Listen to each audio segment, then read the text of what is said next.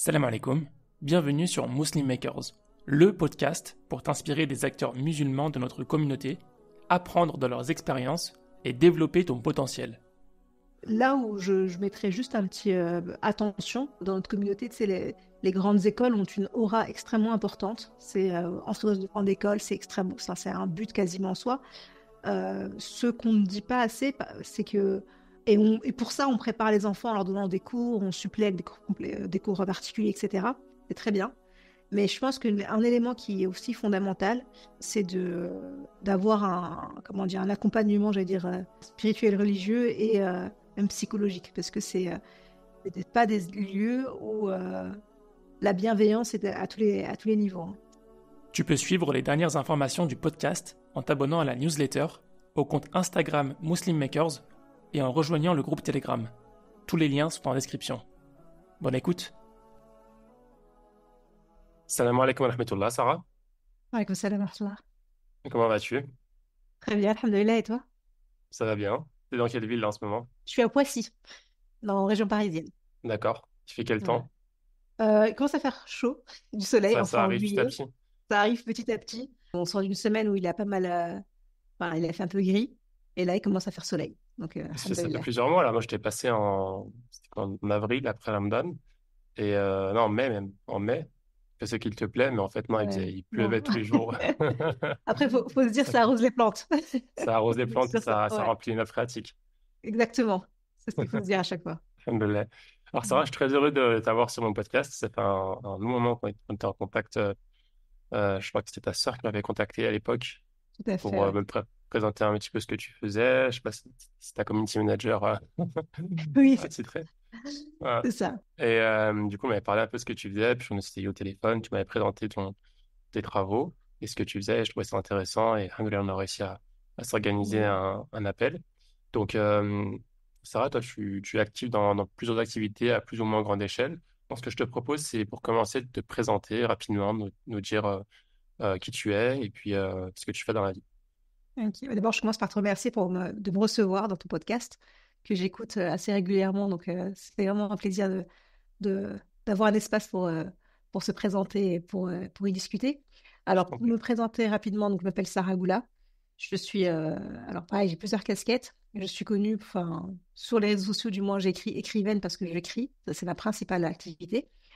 Donc, j'ai écrit un premier roman qui est sorti en 2022, Nos silences sont immenses, qui a été édité chez Face Cachée, qui a rencontré un beau succès puisqu'il a été réédité il y a quelques mois, enfin, il était en cure de stock, donc il a été réédité. Ça, j'en suis très, très satisfaite. J'écris depuis très longtemps. J'écris depuis, oula, ça remonte à enfin, depuis très jeune, mais de manière publique depuis encore peut-être l'université. Et j'ai d'abord commencé, mais je pense qu'on y reviendra, par écrire des nouvelles qui m'ont rapporté des prix littéraires, et c'est comme ça que j'ai continué dans la voie de l'écriture. En parallèle, donc, j'ai également une activité toujours en lien avec l'écriture, mais différente. J'ai une activité en consulting, si tu veux, communication, rédaction. Donc là, c'est moi qui rédige des contenus pour d'autres d'autres structures. Généralement, c'est des articles ou des présentations, des éditoriaux également, pour pas mal d'éléments. Euh, et, euh, et enfin, virgule, c'est une virgule ou point virgule entre les activités. Je fais également des sortes d'accompagnement, disons, en enseignement religieux, puisque j'interviens dans quelques structures pour donner des cours de religion. Enfin, de religion. Dit comme ça, c'est très vaste, mais pour faire très simple, c'est plutôt des introductions aux éléments essentiels, au b.a.-ba de la religion. Et dernier point virgule, donc je continue à écrire aussi puisque j'ai moi-même j'ai lancé 2 newsletters. La première qui s'appelle Paper, qui est une newsletter qui est adressée exclusivement aux femmes musulmanes, parce qu'en fait quand j'enseigne, souvent je me dirige vers ce public-là, donc exclusivement aux femmes musulmanes et qui n'est pas présente sur l'espace public dans le sens où il n'y a pas de réseaux sociaux liés à cette newsletter-là. Le seul moyen d'être abonné, c'est soit d'avoir une amie qui nous lance le lien, soit de m'écrire directement via mes réseaux pour que j'envoie le lien. Et d'une deuxième newsletter, elle, qui s'appelle Le Carnet, qui est bien différente, puisque elle rejoint un peu mon activité d'écrivaine, donc qui est ouverte à toutes et à tous, qui est facilement, on retrouve assez facilement, où je partage mes dernières critiques littéraires, mes exercices d'écriture également, et les dates pour mes ateliers d'écriture que j'anime de manière régulière dans l'année. Voilà, je fais beaucoup d'informations Mhm. successivement. J'espère qu'on va essayer de s'y retrouver là-dedans. Tu vas y aller par étapes. Alors, Par est-ce que étapes. t'as grandi en région parisienne, Sarah? Oui, tout à fait. J'ai grandi dans le 77, proche du Ouais. 93. Donc j'ai passé enfin, j'ai passé toute mon enfance là-bas et mon adolescence et même ma jeune vie d'adulte en région Ok. parisienne. Ok. Donc, tu as des études littéraires. Alors d'abord, j'ai eu un bac S, alors ça n'existe plus aujourd'hui, mais c'est un bac scientifique. J'ai quand même, aussi, il faut que ça puisse paraître, j'adorais la physique. Et j'aime Ouais. toujours la physique. Là, tu m'as dit bac S, ça m'a envoyé un coup de Ouais. vieux, là. C'est quand Ça n'existe plus. quand tu m'as dit ça n'existe plus, j'ai revu mon père qui me disait le bac C, ça n'existe plus. Mais c'est ça, mais c'est chaque génération va avoir des lettres différentes. Là c'est des choix d'options, enfin de spécialités maintenant. Mais ouais, Ouais. ouais, j'ai fait un bac S dans un lycée public classique, hein. Et ensuite, je suis entrée effectivement, et c'est ça le revirement, c'est que j'ai toujours aimé la littérature. Je savais que je voulais écrire, je savais depuis longtemps. Et je m'étais toujours dit que pour écrire, il fallait apprendre à écrire. Je sais pas, c'était quelque chose que je portais en moi. Et donc, j'ai fait une licence d'abord à la Sorbonne, à Paris 4. Donc, pareil, qui maintenant est devenue Université de la Sorbonne. Bon, ça, il y a une petite fusion, mais c'était bien à l'Université de la Sorbonne. J'ai fait une licence de lettres modernes en 3 ans. Et j'ai enchaîné sur un master toujours en lettres qui était porté par donc, toujours la Sorbonne Nouvelle et principalement l'École normale supérieure de Paris, rue du Bac. Donc là, c'était une autre ambiance. C'était beaucoup plus, disons, rigoureux. Voilà. D'accord. Ça ressemble à quoi des études en lettres? Il faut lire beaucoup, écrire beaucoup de dissertations. Ouais, c'est ça. Alors, lire beaucoup, oui. Alors ça, de toute manière, et c'est marrant, c'est en lettres d'ailleurs que j'ai, entre guillemets, appris à lire, c'est-à-dire que nos professeurs nous disaient, euh, je me souviens de deux, trois professeurs qui me disaient, un livre n'est lu que lorsque vous l'avez lu 3 fois. Donc, quand on te dit ça et qu'on te pose Rabelais à côté avec ses 500 pages, tu dis, oula. Ouais. Et en fait, c'est très exigeant en termes de lecture, effectivement. Alors, comme ça reste la Sorbonne, bien que c'était une lettre, enfin, j'ai fait une licence de lettres modernes, c'était beaucoup de littérature classique. Donc, bon, on entend par classique, on reprend un peu les bases, bien évidemment, dans tout ce qui est littérature gréco-romaine. Donc, la base étant l'Iliade et l'Odyssée. Et ensuite, tu déroules en littérature française, notamment jusqu'au XXe siècle à peu près. Donc, énormément de lecture. Beaucoup d'écriture également, bon, beaucoup de rendu, des dissertations, des analyses, etc. Mais c'est également une filière qui exige d'avoir une culture générale assez vaste. Alors, une culture littéraire, avant l'étude de lettres, on visait à faire ses humanités, parce que ça englobait souvent la littérature, la philosophie et l'histoire. Ça l'est beaucoup moins maintenant. Et c'était ça l'idée, en fait, de faire ces humanités, c'est-à-dire étudier les matières qui te permettent de mieux comprendre l'esprit humain. Voilà, grosso modo, c'est ça, les études de lettres. D'accord. Et tu t'es épanoui dans ces études-là? Euh, Honnêtement, alors la première année, je vais être, j'ai été dans une sorte j'étais prise dans un courant un peu trop grand, c'est-à-dire que j'ai toujours été un peu bonne élève, un peu studieuse, etc.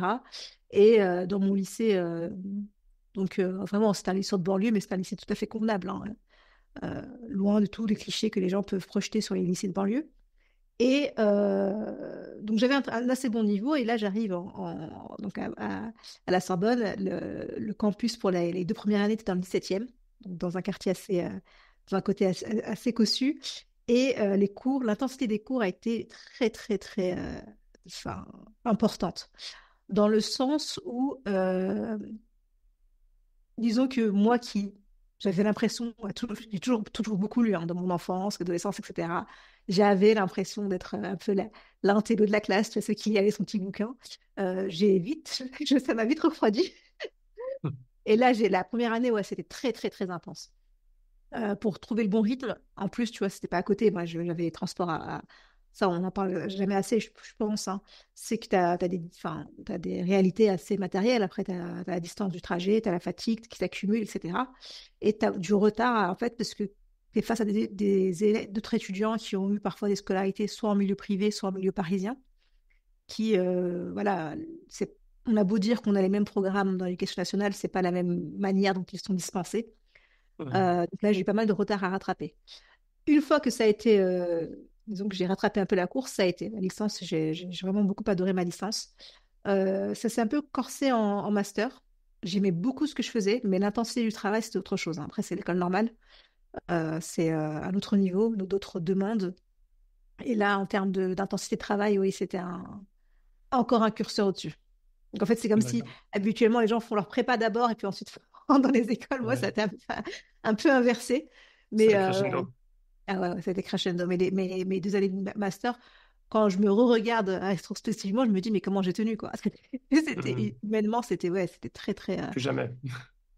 Alors, peut-être pas plus jamais, parce que ça m'a pris, franchement, bon, là, aujourd'hui, j'ai beaucoup de recul, hein.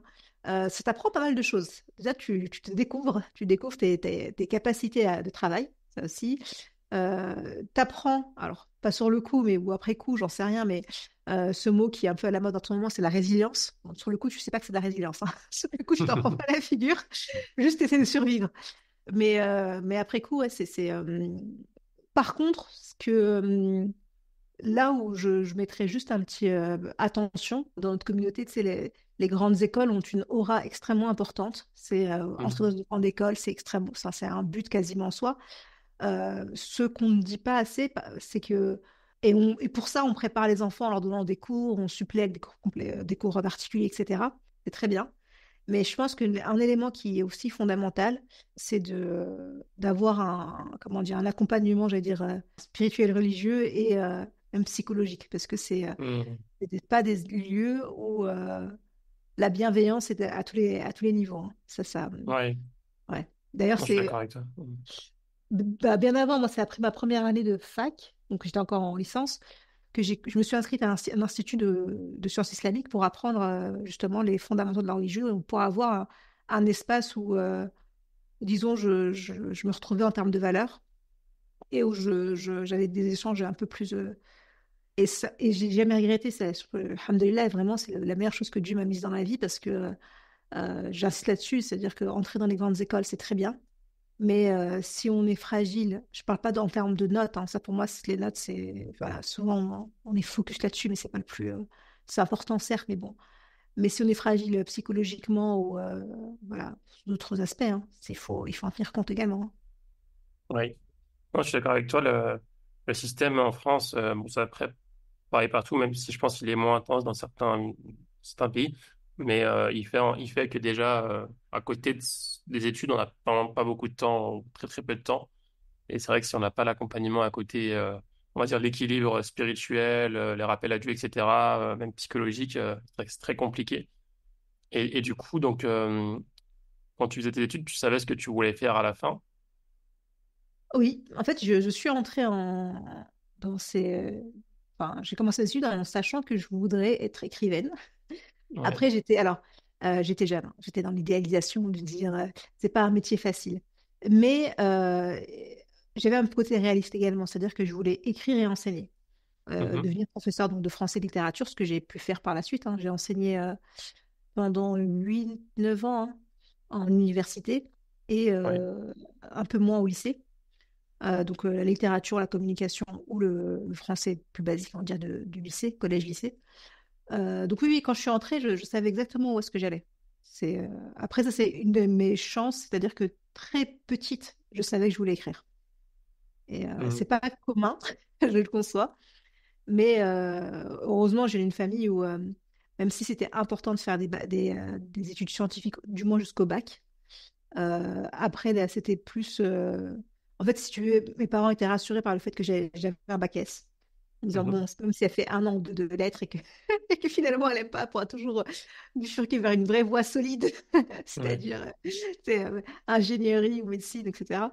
Et non, non, mais je suis bien contente d'avoir fait ce que j'ai fait et je pense que aujourd'hui, et je suis contente, hein, dans les plus jeune génération, je vois que le rapport à l'écrit, et contrairement à ce qu'on dit, hein, les gens ne lisent plus, etc., ben, si, les gens ils lisent parce qu'ils sont sur les réseaux sociaux, et même si c'est lire des légendes, ils lisent quand même.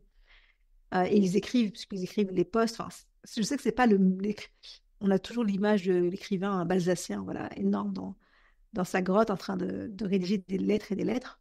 Mais, enfin, des pages et des pages, pardon. Mais en fait, c'est très. Le rapport à l'écrit, je le trouve très intéressant actuellement. Et voilà. Là où peut-être dans ma génération, bon, moi je suis à la génération où on avait les premiers blogs, hein. On avait les premiers Skyblogs, etc. On Ouais. commençait un petit peu à écrire et à montrer ses écrits, mais c'est pas la même chose par rapport à ce que font enfin, à ce qu'on vit actuellement. Ouais. Donc, tu termines tes études. Qu'est-ce qui se passe ensuite, une fois que tu termines? Une fois que je termine, eh ben, tout bêtement, je prépare les concours d'enseignement. Et Mhm. donc, alors, bien avant, en réalité, mon master était si exigeant que dès que j'étais en master 1, en fait, j'ai commencé à enseigner en université. J'avais en charge des travaux dirigés. Donc, en fait, j'ai pas eu de moment de vacances, entre guillemets, entre mes études et le monde professionnel. J'ai tout de suite enchaîné sur de l'enseignement, euh, tout en ayant en tête que l'enseignement était un moyen, j'adore ça, hein, enfin, j'adore toujours ça, tout en sachant qu'à côté, ça devait me libérer du temps pour écrire. Et donc voilà, donc en fait, j'ai enchaîné tout simplement sur l'enseignement sans trop me poser de questions. D'accord. Tu es toujours enseignante ou tu as arrêté? Alors, j'ai arrêté l'enseignement dans les structures classiques, donc je n'enseigne plus. Mhm. Par moment, j'accompagne encore alors, souvent, on me demande des cours pour des lycéens ou des lycéens surtout, parfois à l'université, pour accompagner pour le bac français ou pour la philo. Ça, je le fais, mais à Mhm. titre individuel, donc je suis quelques élèves comme ça. Mais non, non, l'enseignement en tant que, enfin, de la littérature en tant que telle, et pour le moment, j'ai mis un stand-by. Je dis pas que j'y retournerai jamais, parce que j'adore ça, mais je dis que pour le moment, ma journée fait 24 heures. Je, Ouais, je cours déjà après chaque seconde, donc je peux plus rajouter une telle. d'accord. C'est beaucoup de travail, hein, c'est beaucoup de travail. Donc, c'est pas la priorité actuellement. C'est pas la priorité. Mais je me ferme pas de porte, c'est-à-dire qu'à l'avenir, Mhm. peut-être que. Mais là, pour l'instant, c'est pas la priorité. Donc, la priorité actuellement, ça va être plutôt, du coup, l'écriture. Voilà, c'est tout ce qui est écriture. Donc là, je Mhm. te disais, j'ai publié un premier roman. Mhm. Entre-temps, j'ai publié un recueil de nouvelles.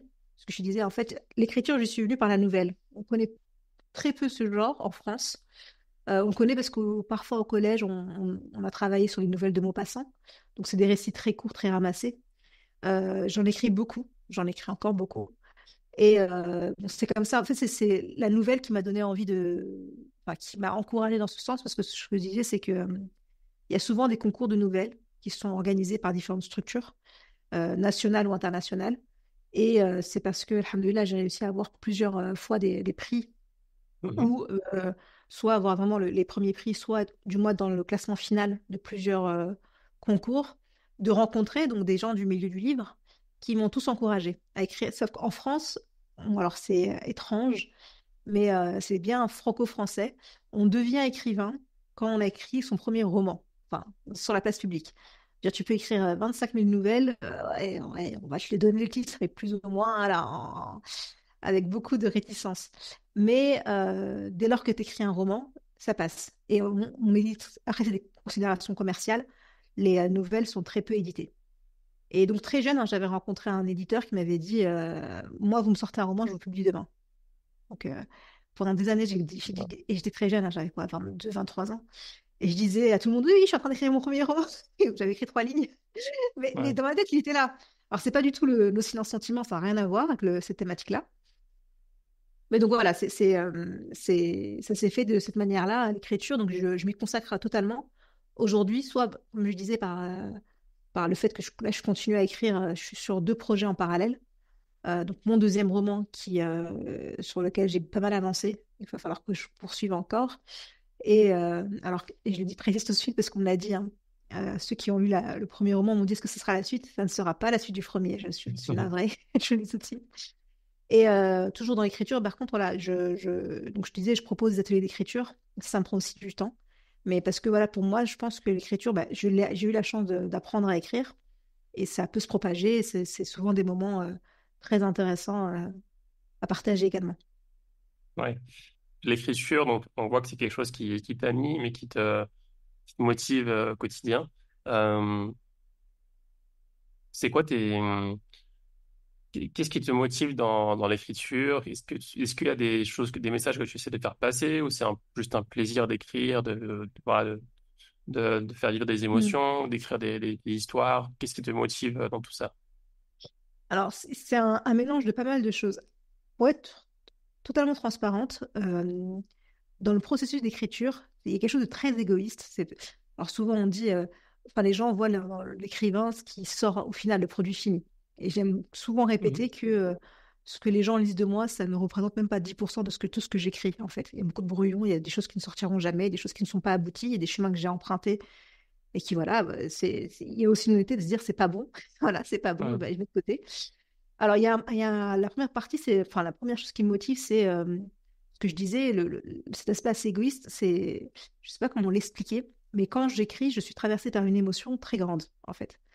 Et parfois, quand j'écris souvent en ingé, j'écris des gros morceaux en ingé.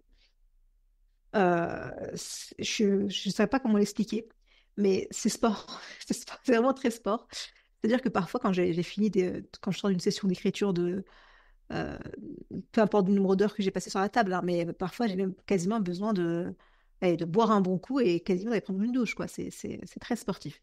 Donc ça, c'est la première chose qui me motive, c'est cette recherche d'adrénaline assez particulière, un peu peut-être comme les Mhm. sportifs quand il faut faire leur marathon, moi je Ouais. comprends pas.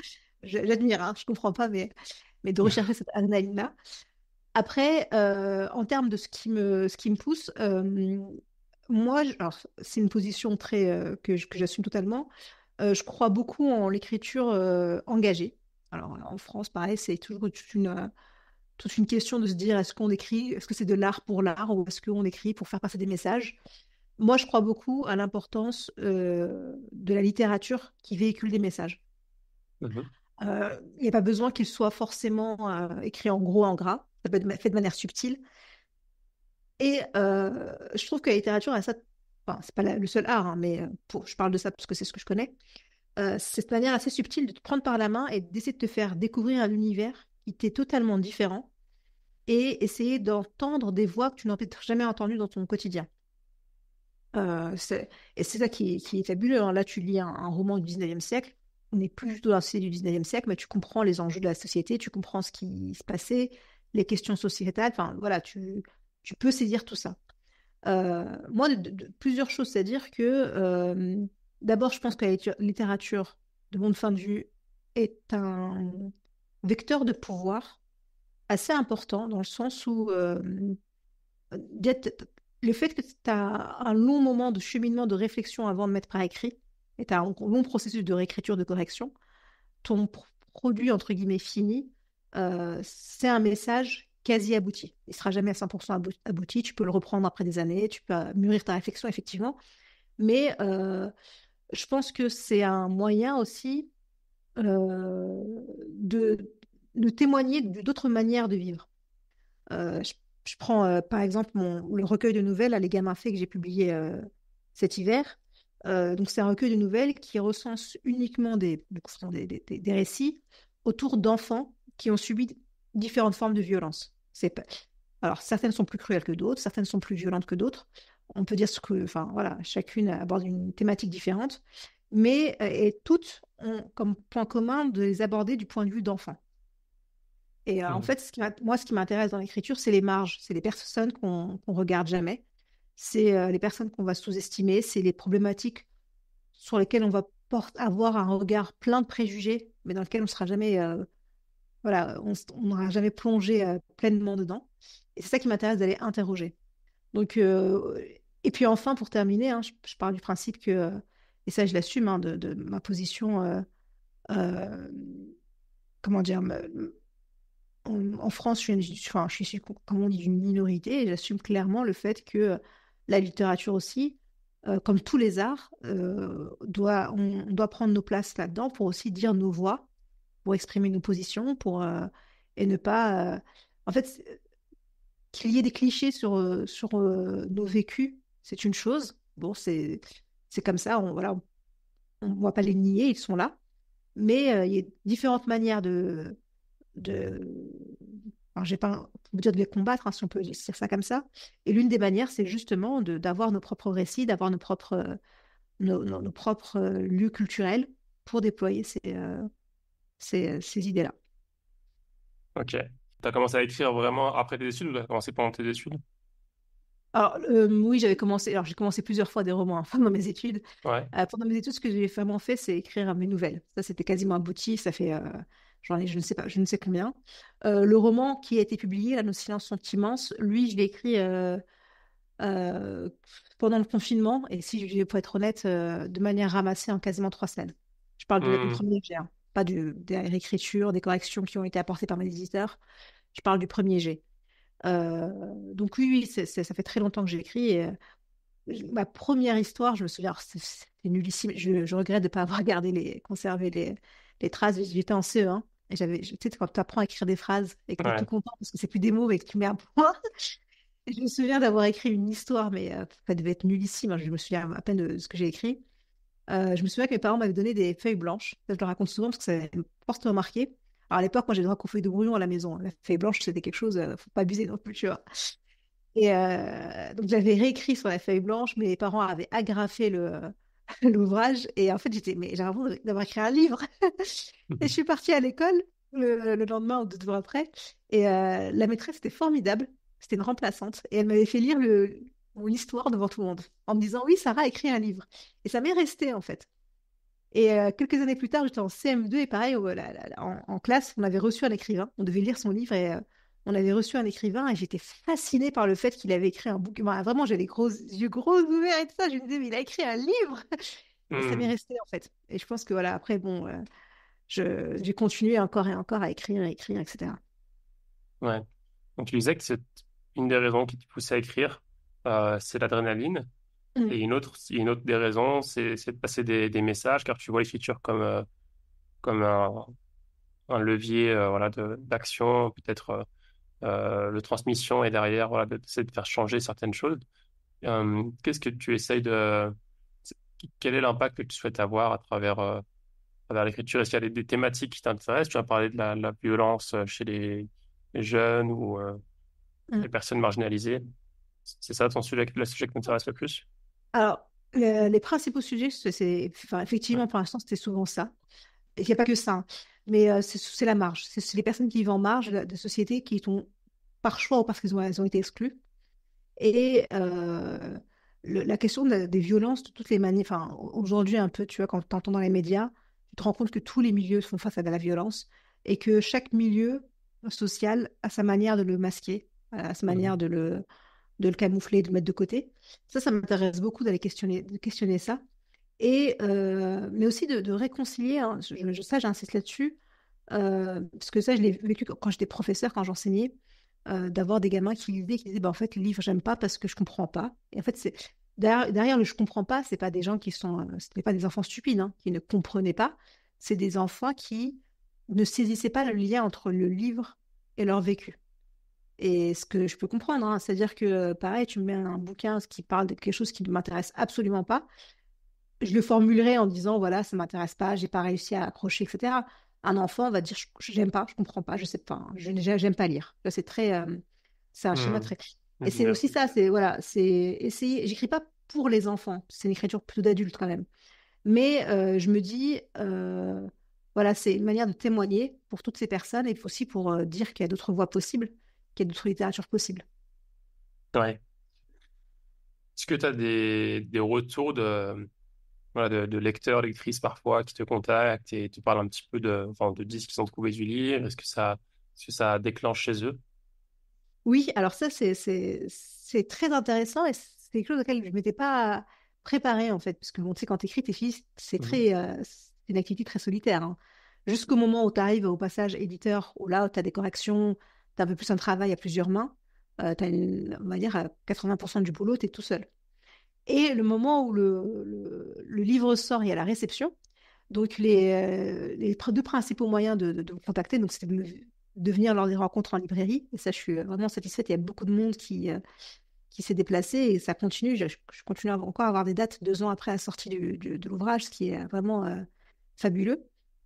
Et des gens donc, qui ont lu le livre et qui... Alors, et c'est marrant parce que tu sais, quand tu écris, tu as une image de personnages, tu as ton idée en tête. Et les gens aussi vont projeter des choses sur le récit. Donc, ouais, j'ai eu pas mal de retours sur nos silences, sont immenses. Et la plupart, bon, c'est souvent la fin, parce que bon, c'est une fin sans spoiler à rien, enfin, rien à payer personne. J'ai une tendance à finir toujours de manière assez ouverte. Je laisse toujours la place à beaucoup d'imaginaire. Et j'ai eu beaucoup de retours à ce niveau-là. Et sinon, via mes réseaux sociaux également, j'ai eu beaucoup de messages pour me demander, mais ça, j'ai pas compris, mais ça, ceci. Et souvent, Mhm. c'est marrant parce que tu remarques que j'ai touché un public très large, des gens que je pensais pas du tout toucher, vraiment. Et tu remarques que les gens ne s'arrêtent pas sur les mêmes détails, les mêmes épisodes. Ça, c'est très Ouais. intéressant. Et c'est là que tu vois que c'est vraiment le moment où un livre est lu, il y a 50% de l'auteur et 50% du lecteur. Et Mhm. il y a des passages que j'ai écrits, on va dire, disons, parce que j'ai aussi mes petits passages à moi préférés, les petits moments où donc quand je dis, ah, ça, j'aime bien ce passage, je les travaille longtemps. Et parfois, c'était 3 pages plus loin, non, c'est ça qui m'intéresse. Je fais, ah, d'accord, je me rendais pas compte. C'est vachement intéressant.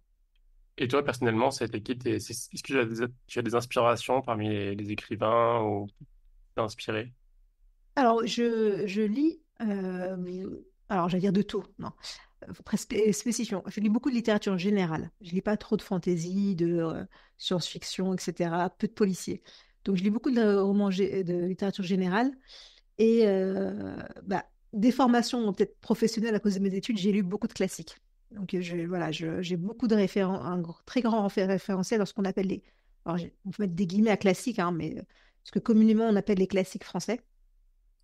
Donc, tu sais, moi, le 19e siècle, je l'ai lu en long, en large travers, hein, de Victor Hugo à Balzac, en passant par Flaubert et Zola, ça y est, j'ai été biberonnée à ça. Euh, non, alors, en France, on appelle la littérature francophone, donc c'est toute la littérature qui est écrite en langue française par des personnes qui ne sont pas françaises. Donc là, pareil, donc les plus connus, enfin, c'est Shiramidou Khan, voilà, t'as des noms comme ça que je recite souvent parce que c'est ce sont ceux, pardon, qui m'ont marqué.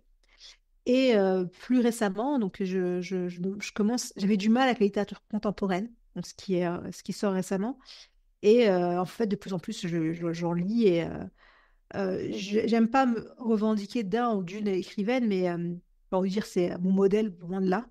Mais je suis très touchée, par exemple, par la plume de Natacha Apana, où très récemment, je suis tombée sur, lors d'une rencontre enfin, dans une rencontre, pardon, littéraire, j'ai écouté parler Eve Guéra, donc, qui vient de remporter le prix Goncourt du premier roman, sur un livre qui s'appelle Rapatriement. Et je l'ai pris comme ça parce que je l'ai entendu parler, ça me plaisait. Et ça faisait longtemps que j'avais pas eu une claque poétique en lecture. Et c'est très intéressant. Donc voilà, je lis un peu de tout. Natacha Habana, c'est ça, hein? C'est ça, c'est ça. Notamment Tropique de la violence, qui est un livre mais bouleversant. Alors, euh, prévenir les auditeurs que s'ils veulent les lire, faut avoir le cœur accroché, faut pas y aller à un moment où déjà on est dans un down. Parce que c'est assez violent Ouais. enfin, mais c'est vraiment les thématiques qui me plaisent, c'est la violence faite aux enfants, voilà. Donc, mais c'est une écriture, mais d'une puissance enfin, que j'ai rarement vue, quoi. Est-ce que quand tu lis aussi, tu as ces montées d'adrénaline aussi, comme quand tu écris ou pas trop? Oui, et d'ailleurs, ça fait rire mes proches, parce que je rigole parce que ça fait rire mes proches. Parce que quand je tombe sur un très bon bouquin, tu sais, je suis là, je suis dedans, et genre, je suis le genre de personne qui maltraite les livres, hein. Bon, ça, c'est aussi, c'est les études qui ont fait ça. Je surligne, je mets des post-it, enfin, je reviens sur le truc. Quand je trouve qu'une phrase est belle, ça m'arrive même de la lire à voix haute, tu vois, pour se dire, je me dis, mais comment la personne a fait une phrase aussi puissante? Et à contrario, quand je trouve que c'est pas bon, je le dis aussi très fort. Et quand je trouve que voilà, c'est bon, faut arrêter. Et ça énerve un peu parce que parfois, tu sais, souvent mes proches me conseillent des lectures. Du coup, ils me disaient, bah, Ouais. toi, lis ça. En me disant, ouais, c'est le meilleur livre que j'ai lu. Et moi, au bout de 3 pages, je dis, ah, c'est pas possible. C'est pas un livre, ça, c'est pas abouti, machin. Donc, Ouais. alors, je suis très dure aussi avec moi-même. Attention, c'est pas de la condescendance, hein. C'est juste que parfois, quand tu sais, enfin, comme chacun dans son domaine, quand, quand on t'a appris à déceler la beauté ou l'émotion, etc., bah, tu vois aussi quand il y a un travail qui n'est pas abouti, pas fini. Et parfois, moi, même ça Hmm. m'énerve. Je me dis pourquoi les. Enfin, tu as des très belles histoires et tu te dis, allez, on aurait bossé 2, 3 mois de plus sur le texte, on aurait un texte fabuleux. Mais là, j'ai l'impression qu'on a voulu juste le sortir, il faut le sortir, quoi. Voilà. Enfin, Ouais, je suis ouais. très dure aussi dans mes, dans mes retours. Donc voilà, donc les gens n'osent plus trop me partager leur lecture Je te préférée. recommanderais pas de livre. Non, faut me recommander, mais faut pas me dire que c'est ton livre préféré, tu vois. Faut juste me dire, ouais, c'est juste un livre comme ça sur lequel je suis tombée. Dans ton entourage, les gens lisent beaucoup? Dans ma famille, oui, de manière globale. Après, ça dépend. Dans ma famille, parce que encore une fois, ça vient de mes parents quand on était enfant, 1 fois par semaine, on allait à la enfin, on n'y échappait pas, c'était le samedi. Mon père nous emmenait à la médiathèque du quartier, en fait, et on devait choisir des livres. Alors, on avait et les lire dans la semaine. On n'avait pas l'obligation de les terminer. Voilà, si on n'aimait pas, on n'aimait pas. Mais on devait sans cesse au moins chercher un nouveau livre à lire. Donc, on a été éduqués comme ça, et donc mes 2 parents lisent beaucoup. Donc, ça a fini par infuser un peu chez mes frères et sœurs et moi. Après, en termes enfin, mes amis, etc., proches, la plupart, oui, sont plus ou moins de grands lecteurs. Il y Mhm. en a pas du tout. Il y en a vraiment, ça leur dit rien. Et en fait, c'est difficile pour moi de faire une généralité parce que j'ai un entourage très éclectique, mais vraiment très, très, très éclectique. Et je trouve, enfin, j'en suis ravie, hein. Pour moi, ça fait la richesse aussi de ce que tu es. Et Mhm. donc, il y a de tout. Il y a ceux qui lisent absolument pas, qui, hors de question de leur parler de bouquins, et tu as ceux qui ne quittent pas les livres, quoi. Oui. Dans la communauté musulmane, c'est quoi ton constat par rapport à l'écriture, ce que tu vois, à la lecture plutôt? Est-ce que on est Euh, des lecteurs, personnellement, je pense qu'on n'en lit pas beaucoup. J'ai l'impression qu'on lit pas non. beaucoup. Ouais, ben en fait, Tu es bien entouré. Non, mais c'est vrai que dans la communauté musulmane, le rapport à la lecture est très complexe. Euh, alors, je vais poser mon analyse de comptoir sur la table. Ce n'est absolument pas une analyse sociologique, donc si des sociologues nous écoutent, pardon d'avance. Mais ce que je remarque, du moins pour avoir voilà, beaucoup côtoyé la communauté, tu as un truc un peu, c'est un peu une ambivalence, mais solide, quoi, enfin, posée.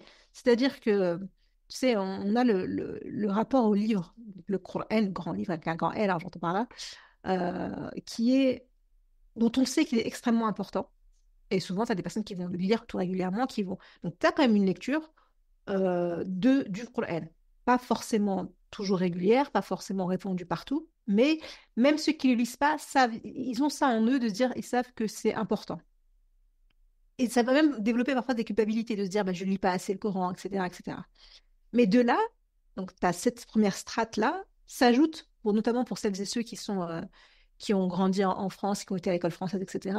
Ce que je te disais tout à l'heure, c'est-à-dire cette littérature qu'on a forcé souvent, au collège et au lycée, qu'on a imposé, en plus qu'on a imposé avec des contrôles de lecture, tu sais, des trucs très... faut bien tout Mhm. bloquer. Et des lectures où on ne comprenait pas parce qu'on ne voyait pas, ça ne nous parlait pas, en fait. C'était des... Et donc, je pense que c'est lié, tu vois, c'est un truc un rejet. Et puis, quand les gens, quand on y revient un peu plus tard, on passe plutôt par des essais ou par des livres religieux qui, là encore, ça va beaucoup mieux. Mais moi, quand j'ai commencé une étude religieuse, il y avait beaucoup d'ouvrages qui étaient très mal traduits en français. Donc, tu les lis, c'est pas agréable. Même si le propos est très intéressant, hein, par ailleurs, hein, c'est pas agréable à lire. C'est très, voilà. Et donc, globalement, tu arrives.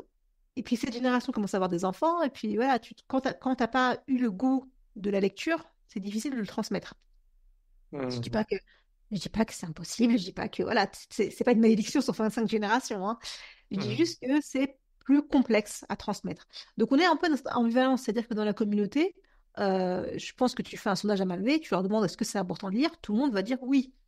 Tu leur demandes qu'est-ce qu'ils ont lu ce mois-ci, tu as très peu de réponses voilà, d'ouvrages. Pourtant, pourtant, par ailleurs, hein, je disais, j'anime des ateliers d'écriture. Alors, mes ateliers d'écriture sont ouverts à tous, hein. Donc, j'ai des personnes musulmanes, comme des non-musulmanes qui s'y présentent. Et bah, je suis quand même enfin, assez surprise du fait que c'est souvent moi, des femmes qui s'y présentent et de femmes qui me disent bah, moi, je lis un petit peu, pas trop. Et bah, j'aime bien écrire, mais je n'ose pas trop. Et puis, j'essaye. Et Et en fait, tu vois bien qu'il y a quand même un reliquat de quelque chose. Il y a encore du travail à faire. Et je pense que c'est pour ça que tout à l'heure, je parlais de littérature engagée. Je pense qu'il y a... euh, enfin, moi, j'aimerais aussi rendre accessible cette lecture et j'aimerais être de ceux et ceux qui vont dire, enfin, qui vont à ramener à la lecture notre communauté. Enfin, c'est pas la prétention, hein, je dis pas ça comme ça, moi, je vais guider les gens, attention. Ce que je dis, c'est que c'est important de dire aux gens, bah, en fait, si tu prends un livre et que tu n'aimes pas, c'est OK, laisse-le, mais prends-en un autre, enfin, reteste. Ouais. Là, je pense aussi quand t'as pas forcément l'habitude d'avoir un temps pour lire, c'est difficile de rentrer une nouvelle habitude comme ça, parce que t'as toujours un truc plus simple à faire à côté, Mm. de regarder des vidéos, écouter quelque chose, Ça, aller c'est voir évident. des amis. C'est vrai Ça, que moi, c'est moi, évident. je lutte avec ça, j'ai des objectifs, mais pour aller trouver le moment, tu vois, là, pour ton livre, là, pour lire ton livre, ah ouais, je me suis vraiment imposé, allez, je vais au café, je me pose, tu vois. Je me mets en avion et j'y vais. Ouais. Non, mais c'est intéressant ce que tu dis là. Après, tu sais, quand tu tombes sur... enfin, je veux pas non plus idéaliser tu sais, le rapport à la lecture. Et c'est vrai que je lis beaucoup, mais j'ai aussi des pannes de lecture, hein. Et ça, tous ceux qui lisent beaucoup te le diront. Il y a des moments où tu peux plus lire. Et c'est normal, en fait. Alors, soit c'est quand tu sors d'un ouvrage qui t'a tellement bouleversé. Moi, je me souviens quand j'avais lu, par exemple, Mille soleils splendides. C'était un ouvrage, ou Tropique de la violence de Natacha Pana. Ce sont des ouvrages où après, il m'a fallu du temps pour digérer. Parce que j'arrivais pas à remonter en selle juste après. Et puis parfois, c'est la vie aussi qui fait que là, tu es accaparé par plein de choses et tu as du mal à te reconcentrer, disons, pour la lecture. Et c'est pas grave. En fait, tu sais, c'est le truc de. Je sais qu'il y a des choses de l'exigence du type il faut absolument lire 10 pages par jour. Il y a un peu ce discours un peu pour changer. En fait, pour changer, il faut juste commencer à. Moi, ce que j'encourage les gens à faire, hein, si vraiment ils veulent se mettre à la lecture, offrez-vous, vraiment, c'est ça, offrez-vous un moment où vous allez en librairie, pas sur un site internet pour commander, où vous allez vraiment dans une petite librairie de quartier et juste regarder. Alors, moi, je suis très sensible à ce qui est beau aussi, à l'objet. Trouvez un livre que vous trouvez beau, prenez le temps de lire la quatrième de couverture, de feuilleter. Et c'est vraiment juste le truc de se dire, OK, aujourd'hui, je vais choisir un livre comme celui, comme j'irais choisir un mec que je vais manger, tu sais, un truc très bon. Hmm. Et offrez-vous ça, tu vois. Et après, et ça peut être un livre très fin, hein, de 70 pages, c'est pas grave. C'est pas l'épaisseur du bouquin, c'est pas. Non, prenez un livre qui, là, vous tente. Et essayez. Et essayez, ça peut être lire une page aujourd'hui et reprendre dans 20 jours, et c'est pas grave, en fait. Mais oui, mais il y a un travail à faire au niveau de la lecture, ça, c'est important. Ok. Donc, en tant qu'écrivaine, on dit écrivaine, Ouais. ouais. Euh, ton ambition future dans les prochaines années, c'est voilà, de continuer à écrire chaque année, de faire ça quelque chose, voilà, qui soit régulier, à temps plein presque, Ah oui, après, juste ça, c'est le continuer. rêve de tous les écrivains. C'est-à-dire que oui, à terme, mon objectif, ce serait ça, ce serait de vivre uniquement de mes écrits et d'avoir du temps que pour ça. Ouais. Enfin, essentiellement autour de ça, ouais, ça c'est mon ambition. Et en tant que musulmane visible, avec Oui. le voile, le port du voile, euh, c'est quoi ton expérience en tant qu'écrivaine? Est-ce que ça te met des bâtons dans les roues ou pas spécialement? Oh si, ça faut être lucide. Alors, il y a, pareil, c'est une expérience très, très particulière, tu sais, quand je fais des salons, donc des salons du livre, hein, dans les différentes villes on organise, donc c'est tout Mhm. simple, tu as un stand avec plein d'écrivains autour de toi et tu présentes tes ouvrages. Euh, donc, quand tu es dans un salon, t'as plein, enfin, les gens viennent pour le salon, ils viennent pas te voir toi. Et quand ils te voient dans la file, tu sais, t'as des regards un peu suspicieux, machin. J'ai eu des remarques totalement déplacées. Enfin, voilà, il y a des remarques vraiment de personnes qui viennent te voir, tu sais, qui parlent de ton livre, mais après qui disent, mais pourquoi tu portes le voile, tu vois? Mais qu'est-ce qui t'a mené vers là, ma pauvre Tu es fille? si intelligente. Tu as l'air de savoir lire et écrire. Comment t'en arrives là? Bon, t'as des remarques comme ça. Euh, Heureusement que j'arrive à un âge où, après, enfin un âge, je dis ça comme si j'avais 90 ans, mais je sais que dans ma vingtaine, j'étais virulente. Dans ma vingtaine, j'aurais pu être plus virulente, tu sais, de prendre les choses de toi à moi, entre parenthèses. le premier jour à l'ENS, une chose qui m'avait marqué, donc je portais déjà le voile. Et à l'ENS, les seules personnes qui portaient le voile, c'était les femmes de ménage. Mhm. Donc, parce que c'est pas grave, tu vois, quand tu as de ménage, tu peux porter le voile. Et j'entre dans une salle, je me trompe, en fait, peu importe, c'était une salle de prof et je me suis trompée parce que je n'avais pas le plan encore des lieux. Et c'était un prof qui me dit, ah, vous pouvez passer un cours rapidement? Tu sais, je regarde, ben, en fait, tu sais, je suis choquée. J'ai dit, non, mais en fait, je suis là pour prendre cours. Et il a eu du mal à tilter ce que j'étais étudiante et pas femme de ménage, tu vois. Donc ça, à 20 ans, tu vois, c'est des choses comme ça que tu...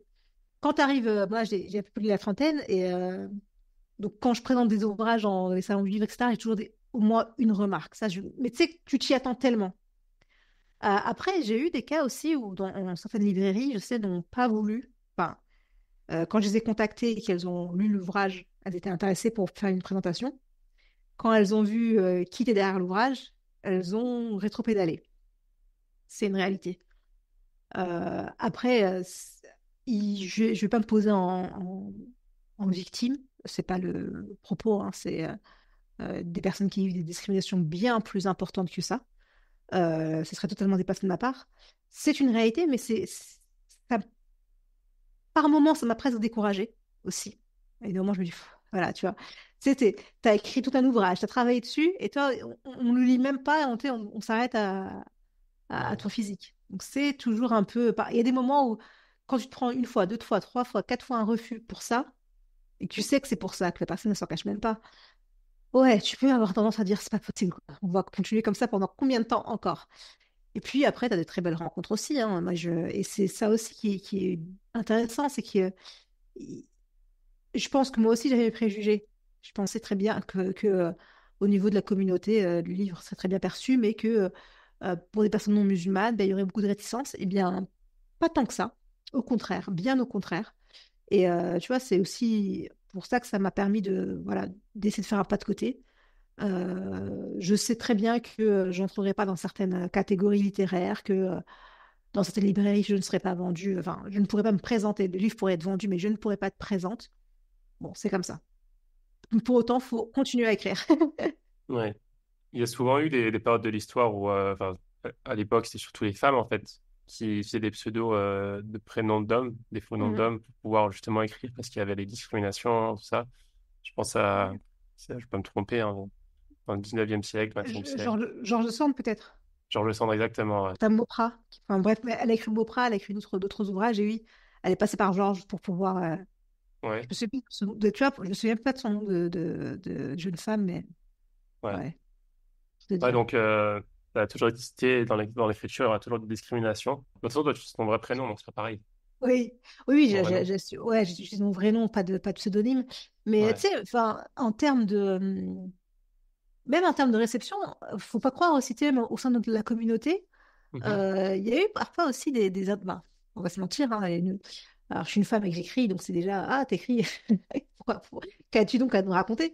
Mais, mais, euh, mais il y a eu aussi un peu de ça, tu sais, comment dirais-je, le, tu disais tout à l'heure, on parle du rapport à la lecture, mais il y a aussi la question de qui écrit. Et tout le monde m'a pas prise au sérieux. Quand, alors, quand l'ouvrage est sorti et que là, il a commencé à... Toute la période où, tu sais, j'écrivais et c'était pas Mhm. forcément publié ou alors publié sur des tout petits recueils collectifs ou dans des trucs très spécifiques, c'est des lieux de niche, en fait. Mais Ouais. quand mon roman est sorti, là, dans la communauté, j'ai eu un... Et vraiment, je la J'ai remercie toujours aussi cru pour en ça. toi. Voilà. Non, mais je la remercie quand même pour ça. Non, parce que ça m'est déjà arrivé, tu sais, dans des salons où tu as des personnes qui te repèrent parce qu'elles voient que tu es musulmane, forcément, et qui viennent te Ouais. lâcher en disant je te soutiens. Et franchement, ça me touche énormément ce genre de. Parce que, bon, qu'elle le lise ou non, je me dis bon, il y a quand même ça. Mais avant ça, on m'a déjà dit. Alors, dès que je suis entrée en lettres, en réalité. En lettres, je vais pas te mentir, je crois que dans ma promo, sur, allez, je ne sais pas combien de centaines d'étudiants, après, ça reste à Sorbonne. Les étudiants musulmans, ça se comptait sur les doigts d'être d'une main deux maximum. Donc, déjà, pour se dire, Mhm. c'est très restreint. Plus ça allait, moins il y en avait. Voilà, c'était Ouais. simple. Et quand je disais que je faisais des lettres, j'ai eu des remarques de la part de personnes de la communauté très particulières, hein. Et Ah ouais? ah ouais, ça a été. Et même quand j'ai commencé à enseigner, pour se dire, j'ai enseigné dans des structures musulmanes. dans des Mhm. collèges privés, lycées privés musulmans. Et je me souviens de certains entretiens où, et ça j'étais très jeune, donc aujourd'hui je répondrais différemment, mais on me disait, voilà, vous êtes la prof de français, vous allez faire lire à nos enfants des livres de français, faites attention à ce que vous allez leur faire lire. Et une fois, ça c'est parti un peu loin en me disant, oui, dans la littérature française, il y a des choses qui sont contraires à nos valeurs. Alors je me disais, c'est des gens qui n'ont jamais forcément lu eux-mêmes déjà, et Ouais. qui me disaient, attention, entre guillemets, à ne pas pervertir nos enfants. Et Mhm. c'était ce qui était dit en fait en substance, hein. Et pareil, quand je disais que j'écrivais, ah, t'es dans ce côté-là, tu vas au théâtre, toi, tu vas être comme ça. C'est genre, tu fais partie de ce milieu. Et Complètement. c'est. Ouais, ouais, mais franchement, ouais, j'étais à deux doigts de poser le chapeau dans la rue, la petite piécette, quoi. Ça a été quelque chose qui est revenu assez régulièrement. Jusqu'au fameux moment, voilà, où le livre est sorti et on a toujours cru en toi. Bon, merci. Je ne suis pas nombreux, mais c'est pas grave. Vous êtes là à l'arrivée. C'est comme on dit chez nous, Merlich, on peut faire la fête ensemble, il n'y a pas de souci. Mais bon, ça n'a pas toujours été très, très évident. C'est vrai Voilà. qu'il y a un rapport, on va dire, au milieu artistique de manière générale, même Mm. si dans le milieu artistique, c'est très vaste, hein. Il y a plein de, voilà, Ah oui. entre la peinture, la musique, le chant, l'écriture, il y a des mondes qui séparent. Mais, euh, mais voilà, même dans l'écriture, je savais pas qu'il y avait autant ouais, d'appréhension, peut-être, je sais pas. Pourtant, c'est quelque chose, peut-être qu'il y a des contradictions aussi dans la communauté où on nous pousse souvent à la lecture, tu sais, iqra, iqra, il faut lire, la communauté, Oui. lisez, pourquoi vous lisez pas? Mais n'écrivez pas, non, je rigole. J'ai- Ah, non, après, je pense aussi, Ouais. c'est-à-dire que j'aurais écrit un livre sur du contenu religieux, ce que je ne peux pas faire. Hein. J'ai pas l'envergure aujourd'hui pour le faire. Je pense que si j'avais écrit, et encore, un contenu plus religieux, entre guillemets, on perçoit encore trop l'art comme du loisir. Enfin, on n'a pas le temps pour ça. C'est comme s'il y avait urgence, et toi, tu perds ton temps dans des considérations aller écrire des belles histoires et peindre. Voilà. Enfin, sois Ouais. sérieuse 30 secondes. Et je pense que c'est ça qui nous manque, c'est-à-dire que tout ce soft power, entre guillemets, tous ces espaces qui sont extrêmement importants, parce que c'est par là que tu te forges une opinion, c'est par là aussi que tu te forges en tant qu'humain. Je parlais tout à l'heure de faire ses humanités. Et comme je dis, on a ce truc de lisez, mais attention, tu vois, il y a cette méfiance vis-à-vis de la lecture. Et souvent, cette méfiance, elle vient du fait que ben, on n'a pas fait le travail. Alors bien sûr, enfin, ce ce que je trouve intéressant, moi, c'est d'aller lire quand je lis des essais, ça m'arrive de lire des essais avec les personnes dont je sais, alors je me rends pas malade, hein, mais il y a des essais où je me dis, je pense que je vais pas être d'accord sur tout. Mais au moins, je vais suivre le déroulé logique du début à la fin, la réflexion, la démonstration, et voir si à la fin, bon, même si je suis toujours pas d'accord, je comprends au moins le chemin que la personne a pris. Et c'est ça Mhm. d'être qui nous manque aussi un petit peu. De se dire que ne pas avoir peur, ne pas se dire que parce que j'ouvrirai un ouvrage avec lequel je serai pas d'accord, à la fin, mon cerveau va changer. Non, on va se retourner le cerveau. Au contraire, on va peut-être mieux appréhender, mieux comprendre le point de vue de l'autre. Et ça, c'est aussi important, je pense. Ouais. Ah, super intéressant ce que tu dis. Sarah, on arrive à la fin de l'émission du podcast. Je vais Mm. finir par quelques questions de la fin, mais avant ça, est-ce qu'il y a un message, peut-être quelque chose qu'on n'a pas évoqué, que tu aurais aimé pouvoir évoquer? Moi, je crois qu'on a évoqué l'essentiel. J'ai pas d'autres d'éléments sur lesquels j'aimerais particulièrement revenir. Je parle de mes écrits, et tant mieux. J'ai parlé de mes écrits et de la littérature C'est pendant fait, quasi une c'est heure, fait. donc parfait. Nickel. Euh, Dans le travail d'écriture, quelle est la compétence que tu trouves être la plus utile, toi? Euh, Bien que je ne sois pas encore au top, la discipline. Mhm. Beaucoup de discipline. Il faut de la discipline pour écrire. Ouais.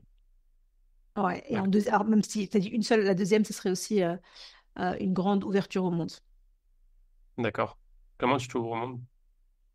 En étant curieuse de tout, en utilisant ces cinq sens déjà, en écoutant les gens parler, ça aide beaucoup pour écrire, en lisant forcément, mais en étant curieuse de tout, c'est-à-dire que moi je me nourris absolument, enfin je passe mon temps à prendre des notes, des petites notes sur mon téléphone ou sur des carnets, tout ce que j'observe, de quoi je suis témoin, des histoires des gens aussi, ça c'est et écouter parler les gens, ça enfin c'est pour ça que je consomme autant de podcasts, parce qu'en fait quand tu écoutes parler les gens, tu te rends compte des vécus mais formidables que certains ont eu, et puis ça te permet de t'ouvrir sur d'autres horizons.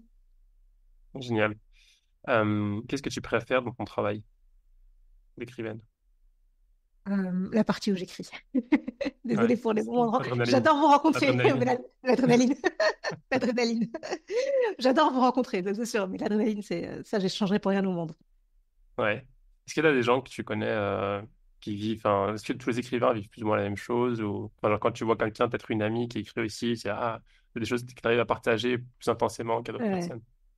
Ça arrive, ouais. On peut pas mettre tous les écrivains parce que tous les écrivains ne sont pas motivés par la même chose. Il y a certains qui Mhm. écrivent parce que voilà, ils aiment ça et puis sans plus. Mais j'ai quelques personnes en tête, quelques amis ou des personnes proches qui écrivent et qui sont animés par ça. Donc, mais oui, enfin, c'est plus facile à expliquer Alors, c'est pas que pour l'écriture. Ça, tu le retrouves dans différents arts, mais également chez les sportifs. Tu peux retrouver Mhm. ce deux. On se rend pas compte au début, mais ça, il y a pas longtemps, je me suis fait la remarque avec des personnes à qui j'en parlais.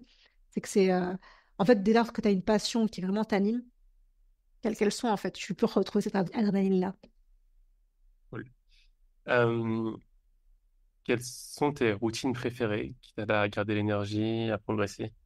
Allez, sûr. La lecture. Non, allez, soyons honnêtes, le café. Ouais. Petit Ouais, café avant, ouais, avant ta séance de sport. c'est ça. Je suis une très, très grosse consommatrice de café. Ouais. Ça, c'est quelque chose qui me... Mais après, lire, ça m'aide pas mal aussi. Mais après, Oui. regarder des films, ça, Ouais. c'est quelque chose qui... ouais, on se rend pas compte parce que les films sont construits un peu comme des livres. Donc moi, quand je regarde, d'ailleurs, les gens détestent regarder des films avec moi parce qu'en fait, je devine... Enfin, mon but quand je regarde un film, c'est de deviner la fin. Donc, je suis la personne un peu pénible à côté de toi qui dit, ah, mais attends, il va se passer ça. Et souvent, je devine, donc on m'en veut. Donc, personne ne veut regarder des films avec moi. Mais, et je parle tout le temps pendant les films. Mais Ouais. voilà, donc plutôt ouais, un peu tout ça. Donc, en termes de routine, vraiment, le café, quand je veux écrire, hein, prendre mon ordinateur, essayer de minimum de distraction possible. Par contre, ça, c'est important. Et quand je m'y mets, faut que je me concentre. Il me faut un temps, je le sais maintenant, il me faut un temps pour entrer dans une forte concentration. Il me faut un petit Ouais. 10 minutes, un quart d'heure. Ok. Mais une fois que je bascule dans la période concentrée, ça y est, Et si quelqu'un ouvre la porte là, faut pas tu l'ouvrir. t'énerves. Faut pas l'ouvrir. Non, Non, pas te non, ça va, déranger. mais j'ai vraiment beaucoup de chance, c'est-à-dire que je suis une vraie privilégiée, j'ai des espaces pour écrire, j'ai des moments où je suis seule et où je suis pas ou peu dérangée, donc vraiment, à ce niveau-là, ouais, Ok. alhamdoulilah, vraiment, Hum. tout est aligné pour moi, je peux pas me plaindre. Euh, quels sont allez, ton top 3 de livres préférés? Ah, C'est dur, c'est c'est impossible, dur. je vais dire. C'est Ah, impossible. c'est Allez. dur. C'est dur, c'est Mais dur. allez, trois grands livres que tu as lus là, peut-être récemment ou dans ta vie. Alors, si c'est récemment, je sais pas si je dirais récemment ou pas. Euh, alors, c'est un recueil de poésie de Hala Mohamed, qui est une poétesse syrienne, donc qui a fui la guerre en Syrie, qui est venue en France et qui a fondé entre autres la Maison de la Poésie de Montreuil. Et alors je me trompe peut-être, parce que pardon, je n'ai pas l'ouvrage sous les yeux, il s'appelle Quand les hirondelles s'envolent, je crois. Ok. On se voit assez facilement. Et c'est un recueil de poèmes qui raconte son exil depuis la Syrie et vraiment bouleversant. Mais c'est bouleversant parce que c'est tellement bien écrit. Donc c'est vraiment quelque chose que j'ai lu récemment et je me suis un peu mise à lire de la poésie. C'est très Ok. beau, mais c'est pas de la poésie, tu sais, opaque où tu comprends pas ce qu'elle raconte. Et c'est édité chez Bruno Doucet. Ce qui est très beau, c'est qu'elle écrit en arabe et c'est traduit en français. Donc ceux Mhm. qui sont arabophones peuvent lire directement le texte source. Moi, j'ai lu en français, mais peuvent le lire en arabe, c'est très beau. Après, il faut quand même que je mette... enfin, il n'y a pas de il faut, mais Donc, il s'appelle Les hirondelles se sont envolées avant nous, c'est ça? c'est ça, exactement, de Ala Mohamed. Et vraiment, Super. je vous jure d'aller le lire, c'est très très beau. Ok. C'est une femme très, enfin, avec enfin, si je peux faire une petite parenthèse sur ce qu'elle fait, c'est vraiment extraordinaire ce qu'elle fait. C'est-à-dire que là, récemment, toujours à Montreuil, une fois par mois, en fait, bon, ça s'est terminé pour l'été, mais une fois par mois, le dernier lundi du mois, je crois, on a réuni des poètes qui lisaient à haute voix. Et lors de la dernière session, je n'y ai pas assisté malheureusement, mais on m'a rapporté, elle a lu des poèmes de femmes, de poétesses donc, qui se trouvent à Gaza actuellement et qui ont écrit des poèmes justement pour raconter ce qui se passe d'une autre manière encore et qu'elle a fait lire à voix haute donc au théâtre de Montreuil. Donc ça, c'est des choses comme ça où elle s'en est sortie entre guillemets, je mets des guillemets, hein, s'en est sortie, on s'entend. Donc elle a pu quitter la guerre en Syrie, mais elle continue à donner, enfin tout l'énergie qu'elle a, elle le déploie pour d'autres personnes et pour d'autres voix. Pardon, je me suis égarée. Donc, il y a Hala Mohamed. Après, voilà, si je devais... Un classique. Oh là là. Moi, qu'on aime pas, il faut lire du Victor Hugo. Faut, n'importe lequel. Il faut prendre un Victor Hugo et Balzac, le Père Goriot. Ça, c'est deux ouvrages qui m'ont, dans ma vie de ma formation d'écrivaine, m'ont fortement bouleversée et marquée par leur manière de construire. Balzac, c'est plus Victor Hugo pour les émotions, Balzac pour la construction d'un récit. Et je vais attendre de citer de Shir Hamidou Khan, mais je pense que c'est un livre, L'aventure ambiguë de Shir Hamidou Khan. C'est un livre que, justement, celles et ceux qui sont issus de l'immigration devraient peut-être lire plus souvent, qui n'est pas assez lu en France, qui est, alors Shir Hamidou Khan, c'est un écrivain sénégalais, et qui parle, en fait, cet ouvrage, très bref, très, très dense, mais qui parle d'un petit garçon dans un village qui, ça commence par, il est à l'école coranique, c'est le fils du chef du village, et il y a la colonisation qui arrive, et en fait, comment dire, on se méfie de l'école française. Et on se dit, bah, on va envoyer le fils du chef à l'école française, voir comment il s'en sort lui, pour savoir si on peut laisser nos enfants y aller. Grosso modo, c'est ça, alors vraiment. Mais ce qui est extrêmement intéressant, c'est que cet enfant, en fait, n'est qu'un prétexte pour montrer l'ambivalence dans laquelle on est, nous, entre deux cultures, entre deux savoirs différents, et entre le savoir, alors vraiment je schématise parce que c'est à gros traits, mais le savoir des anciens qui est très oral, mais qui est très dans la sagesse, etc. Et le savoir dit industriel, très technique, qui provient côté franc. Vraiment, je schématise. Et en fait, cet enfant qui va être dans une forme de vertige permanent, à essayer de retrouver du coup des repères parce qu'il les a perdus. Parce qu'il est dans une confusion totale. Donc, vraiment, roman très court, un classique. Alors, pas juste au Sénégal, en Afrique de l'Ouest. Une fois que je suis partie au Togo, je me suis rendu compte qu'en fait, tout le monde lisait cet ouvrage-là comme un classique. Et je pense que ceux qui, comme nous, sont nés de parents qui viennent de l'étranger, et qui ont été dans cette double culture longtemps, ça peut être un bon élément de repère. Ok, super intéressant. Bah écoute, je mettrai ça en description, Inch'Allah. Bah écoute, Sarah, on arrive à la fin de cet épisode. On a fait le tour des questions. C'était vachement intéressant. J'ai pas eu beaucoup de... Si, j'en ai quelques-uns, des écrivains, enfin des gens qui sont passionnés par la lecture et écrivains. Alors, on avait eu, je sais pas si tu connais celui qui a écrit la série pour enfants, Saladin. Ah oui, Lies Chacal, ça te dit rien?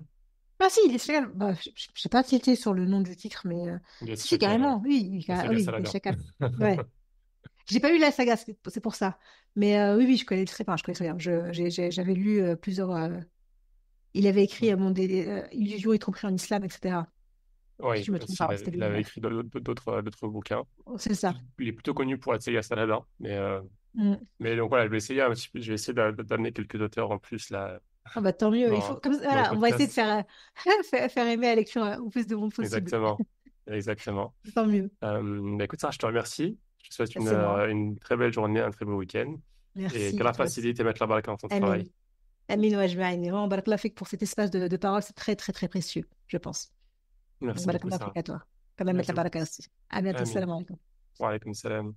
Si cet épisode t'a plu, je te propose de le partager à 3 personnes de ton entourage, à noter le podcast 5 étoiles sur Apple Podcast et à invoquer Dieu pour qu'Allah mette la baraka dans cette initiative. À bientôt, Inch'Allah. Salam alaikum.